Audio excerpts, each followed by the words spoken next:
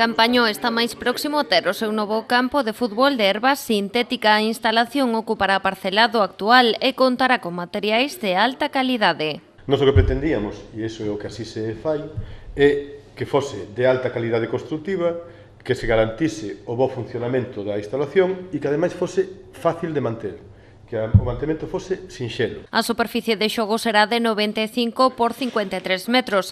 Tamén estará equipado con 5 construcións que acollerán servizos complementarios, como os vestiarios ou a cantina. 4 vestiarios de equipos e 2 de árbitros, porque así o campo ten un funcionamento non-stop. Está utilizándose con 2 equipos e os 2 seguintes están vestíndose mentre remata o partido, vale? Teñen onde estar.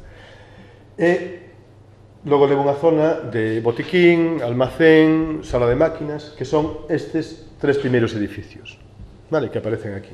Esa zona ten que estar pechada porque así o exixe a Federación de Fútbol e despois ten unha pequena bancada máis unha zona con aseos para público, cantina, outro almacén. A obra conta cun orzamento de case 1 millón de euros e virá completar a transformación desa zona do Monte de Atomba. Alí tamén está proxectado un parque forestal. Está pegado ao futuro parque forestal, que xa está prácticamente tamén, estamos tramitando xa a súa contratación, da Tomba Montecelo.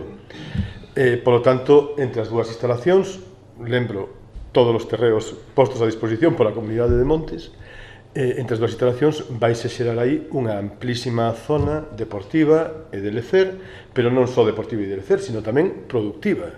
Co cal, o que facemos aquí é demostrar que o monte galego pode producir e pode ademais ter rendemento social sempre e cando as administracións nos impliquemos cos seus propietarios en desenvolver proxectos punteiros. O Monte da Tomba vai cambiar a cara. Vai parecer pelado durante un tempo, nunha parte importante, porque vamos retirar toda a mimosa, toda a acacia, pero xa logo, uns aniños, vamos a ver o campo de fútbol integrado dentro da paisaxe, o propio monte vai cambiar radicalmente.